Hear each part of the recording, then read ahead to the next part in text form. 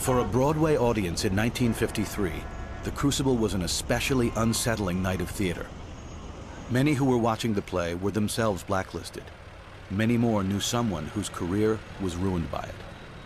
They watched as Abigail took hold of the court's imagination, as the devil was conjured at will. They shared the dread of the accused, understood what it meant when the only way to prove one's innocence was to charge another with witchcraft.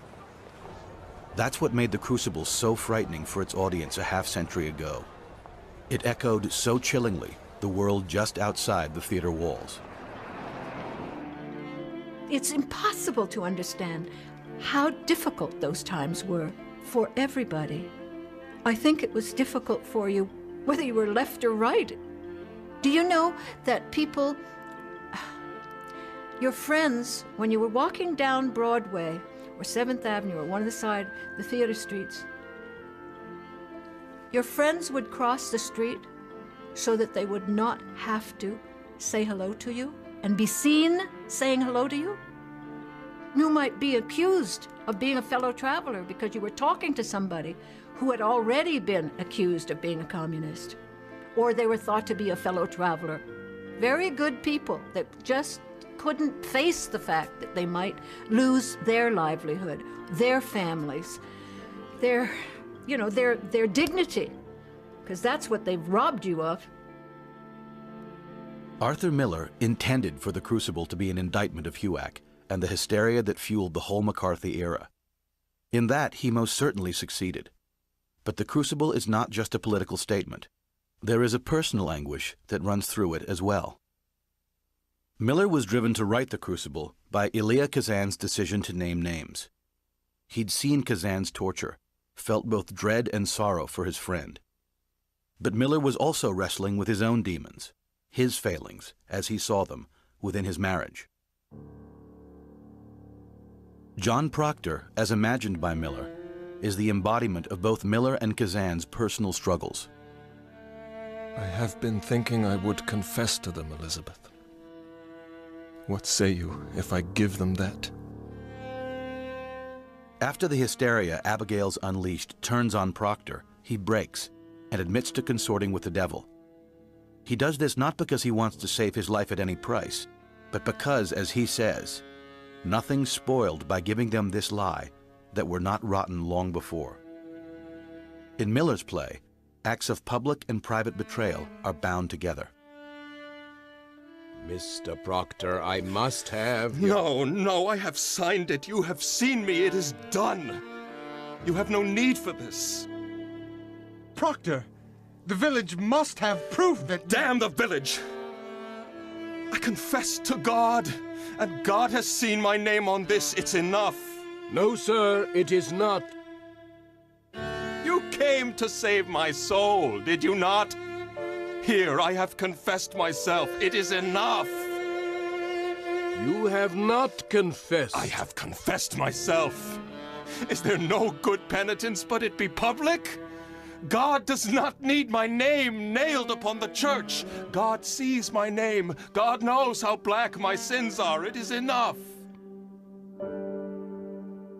When he signs a confession and agrees to comply with the demands of the court, he does so because he sees himself as an imperfect individual, as a sinner. He's already committed adultery, lechery, so he can justify signing a false confession because he's convinced himself he's a sinner. Mr. Proctor, I must have good and legal proof that you... You are the High Court! Your word is good enough!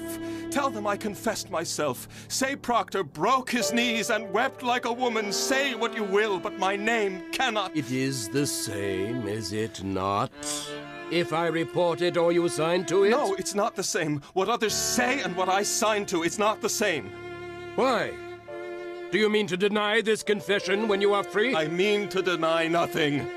Then explain to me, Mr. Proctor, why you will not let... Because it is my name! Because I cannot have another in my life! Because I lie and sign myself to lies! because I am not worth the dust on the feet of them that hang. How may I live without my name? I have given you my soul. Leave me my name.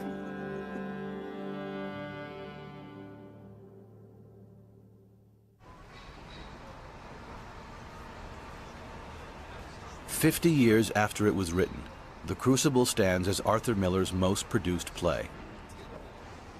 In China, it spoke to the horrors of the Cultural Revolution. In Eastern Europe, to the abuses of the communist state. On Broadway, to the dangers of religious fanaticism. But when it premiered in 1953, The Crucible was a critical failure. Miller's metaphor was just too provocative for the time. It is not well received by the critics. And the explanation for that seems to be that there was fear within the newspaper community that people could not write terribly favorably about the play, or else they were going to suffer the wrath of the House Un-American Activities Committee. And so there was a tentative response to it. The critics were so careful. Only Brooks Atkinson gave us a relatively good review. Many of them, they dismissed the play. I can't remember exactly what it was, but how they said it. But in essence, that Arthur Miller had tried to recreate something here that didn't really work very well. Not a mention, not one single connection between 1600 and the 1950s. Even as the critics dismissed Miller's play, the right became enraged by it. Unable to get at the playwright, they instead went after his actors. Beatrice Straight, who played Elizabeth Proctor, found herself blacklisted for simply acting in The Crucible. It took a sworn affidavit in which she stated she'd never been a member of the party or any subversive organization, and a $500 fee paid to an anonymous fixer before she could get her name removed.